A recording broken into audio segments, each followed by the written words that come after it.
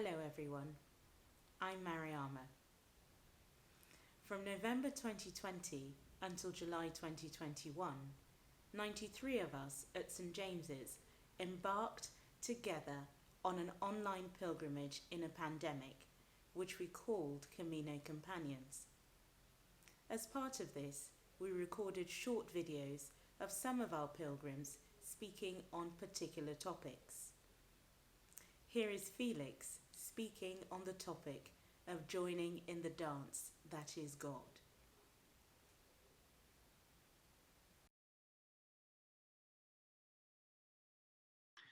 My story today is about joining in the dance that is God, which for me is about how we practice our faith and put it into action.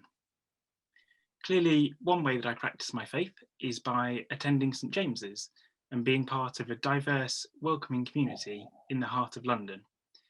However, my story today is about another community that, although very much committed to the same goals, feels a million miles away from our busy capital city. I was first introduced to Teze by the curate at my church in Birmingham, where I grew up. Our youth group would join the 20 or so people who gathered on a Sunday evening to share Teze worship together. It's fair to say the group gave it a mixed review. It was no Soul Survivor or new wine, but I found the combination of communal meditative chants and times of silence for personal reflection profoundly moving. For those of you who don't know, Teze is a small village in France where a Swiss Christian who became known as Brother Roger formed a Christian community around the time of the Second World War. The simple, reflective style of worship quickly became popular, and by the time I was aware of it, the community had become a place of pilgrimage for thousands of young people each week of the summer.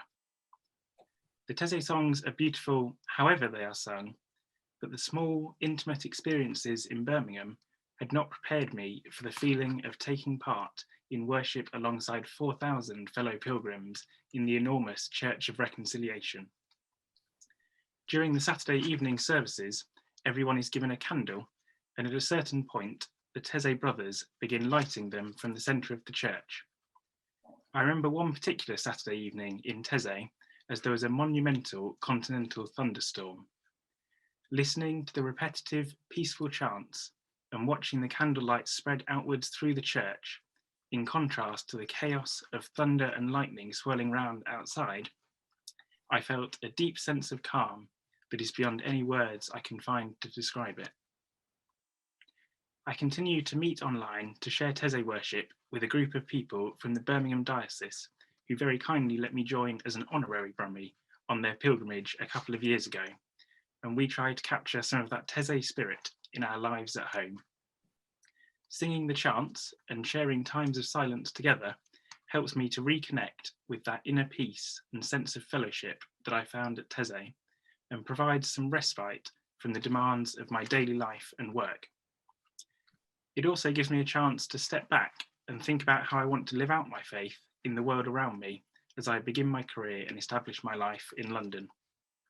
I found this has helped me to put my faith into action in two main ways.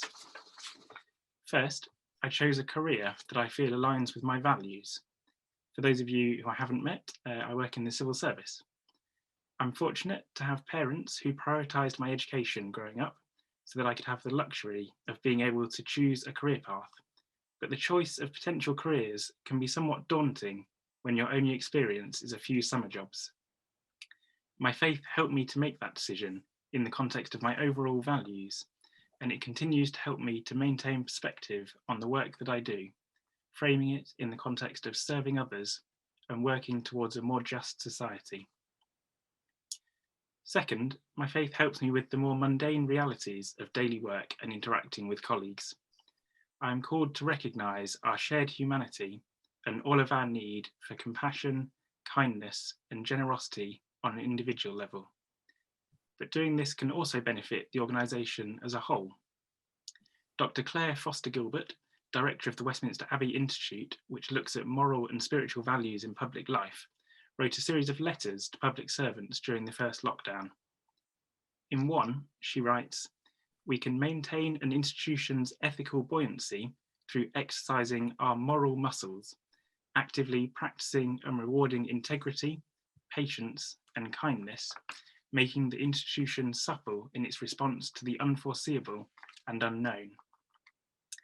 Acting in a way that recognises and values individuals and creates a sense of belonging is therefore not just about creating a nice place to work, but also about building a more resilient and more effective organisation. These small acts of kindness help to bring some of the communal spirit that I recognise and know from my faith into the workplace, which is particularly relevant and important at a time when we cannot work together physically. I'm not much of a dancer. A friend once told me that they enjoyed watching me dance because my face showed that I knew I was out of time, but I was not coordinated enough to actually do anything about it. I fear the same may be true as I try to join in the dance that is God, but my faith leads me on a lifelong commitment to keep trying and, even when I fail, to get back up and rejoin the dance.